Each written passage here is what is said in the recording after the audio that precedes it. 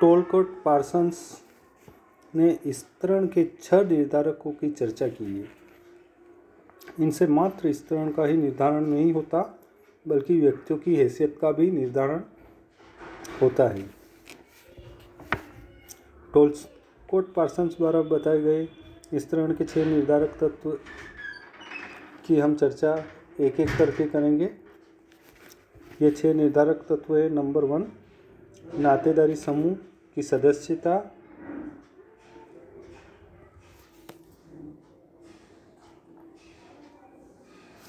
Number 2, व्यक्तिगत विशेषता या गुण। नंबर 3, उपलब्धियाँ। नंबर 4, स्वामित्व। नंबर 5, सत्ता एवं नंबर 6, शक्ति। पार्सन्स द्वारा बताए गए स्तरण के ये 6 निर्धारक तत्व बहुत ही महत्वपूर्ण हैं। समाजशास्त्र से जुड़े हुए किसी भी बड़े कंपटीशन में अधिकतर इनके बारे में प्रश्न आता है, तो इस पर हम थोड़ा विस्तार से चर्चा करेंगे। पार्सन्स द्वारा प्रस्तुत इन 6 कारकों के द्वारा ही समाज में व्यक्तियों की स्थिति का निर्धारण होता है। विभिन्न समाजों में विभिन्न कारकों का अलग अलग प्रभाव होता है।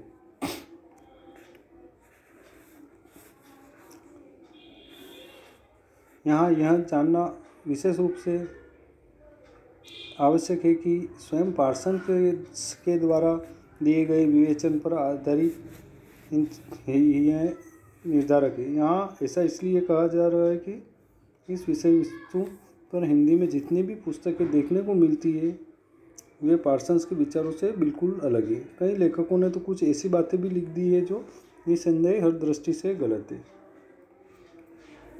तो हम एक एक करके इनकी चर्चा करेंगे। नंबर 1, नातेदारी समूह की सदस्यता। व्यक्तियों की हैसियत समाज में कभी कभी इस तथ्य से भी निर्धारित होती है कि वह किस प्रकार के समूह से जुड़ा हुआ है।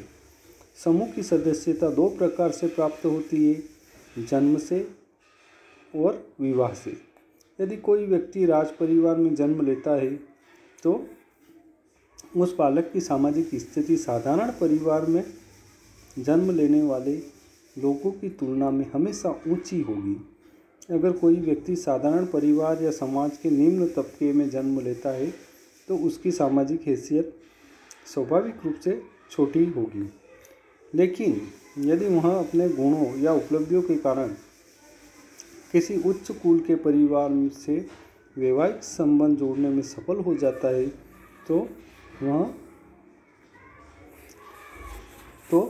उस व्यक्ति को उस कुल की सदस्यता प्राप्त हो जाती है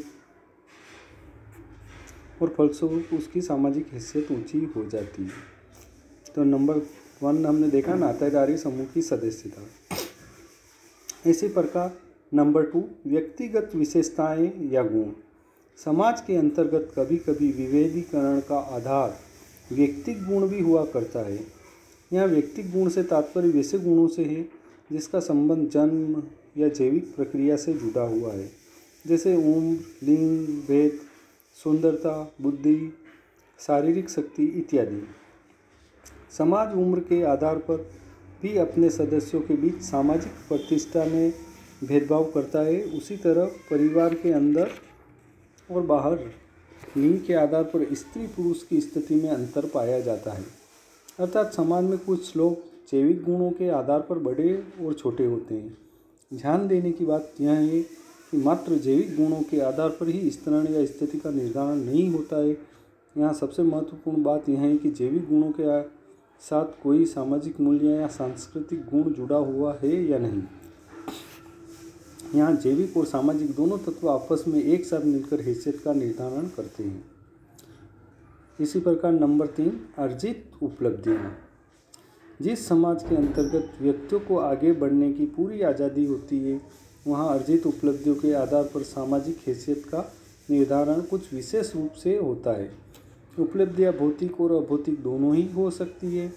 यदि कोई व्यक्ति बहुत बड़ा कवि, लेखक, कलाकार या खिलाड़ी होने में सफल हो जाता है तो उसकी वहाँ अभौतिक उपलब्धि मानी जाती है। पर यदि किसी को अपार संपत्ति या कोई उच्च राजनीतिक पद प्राप्त हो जाता है तो उसकी वहाँ भौतिक उपलब्धि मानी जाती है। भौतिक उपलब्धि साधारणतया अस्थायी होती है। इन उपलब्धियों के आधार पर समाज व्यक्तियों को क्रमबद्ध रहता है। नंबर 4, स्वामित्व। व्यक्तियों को समाज में 2 प्रकार का स्वामित्व प्राप्त होता है। एक तो वह जो आसानी से हस्तांतरित हो सकता है, जैसे भौतिक वस्तुएं, जमीन, गाड़ी, मकान, वस्त्र, आभूषण इत्यादि। दूसरी वे जो आसानी से हस्तांतरित नहीं होती है, जैसे योग्यता या किसी खास प्रकार के व्यक्तिगत गुण, जैसे संगीत विद्या में महारत, एक अच्छा शल्य चिकित्सक होना या मूर्तिकार होना इत्यादि। यहाँ ध्यान देने की बात यह है कि उपरोक्त अर्जित उपलब्धियाँ एवं स्वामित्व लगभग एक ही प्रकार के कारक हैं। पार्सन्स यह स्पष्ट नहीं कर पाते हैं कि किन कारणों से उन्होंने इन दोनों को अलग अलग कारक के रूप में देखा है।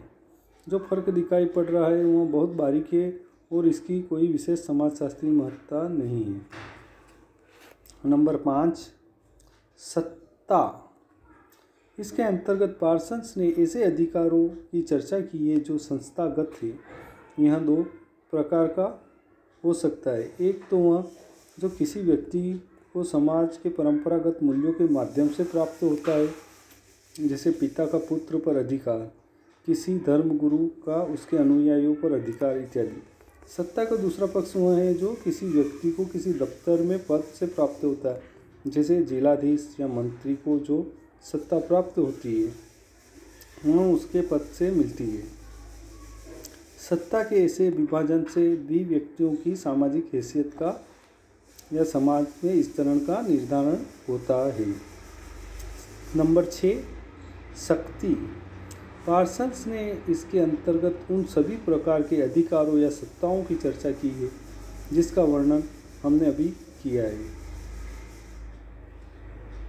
जिसका वर्णन हमने नहीं किया है। इसीलिए इसे उन्हें शक्ति का अवशिष्ट श्रेणी कहा है। इस प्रकार की शक्ति को सामाजिक वैधता प्राप्त नहीं होती या इसे संस्थागत अधिकार नहीं कहा जा सकता है। समाज में कुछ लोग गैर वैधानिक तरीकों के बल पर बहुत सारे काम कराने में सक्षम हो जाते हैं। उन्हें किसी प्रकार का कोई पद या समाज से मान्यता प्राप्त अधिकार नहीं होता है, लेकिन अपने बलबूते पर कुछ लोगों को प्रभावित कर कठिन से कठिन काम करने या कराने में सफल हो जाते हैं। जैसे आजकल बहुत चोर, उचक्के एवं डकैत कठिन से कठिन चुनाव जीतने या जिताने में सफल हो जाते हैं। विभिन्न प्रकार के माफिया गिरोह, तस्करी से जुड़े लोगों एवं अन्य अपराधी प्रकृति के लोगों को जो अधिकार व शक्ति प्राप्त होती है वह इसी श्रेणी की शक्ति है। समाज में वैसे लोगों की हैसियत कुछ कम नहीं होती है। प्रेम से न सही, डर से ही सही, वैसे लोग समाज में उच्च श्रेणी में रखे जाते हैं। तो विद्यार्थियों, हमने टोलकट पार्सन्स द्वारा बताए गए सामाजिक विस्तरण के 6 निर्धारक तत्वों की चर्चा की है। हम अगले लेक्चर में सामाजिक विस्तरण के सिद्धांतों पर चर्चा करेंगे। धन्यवाद।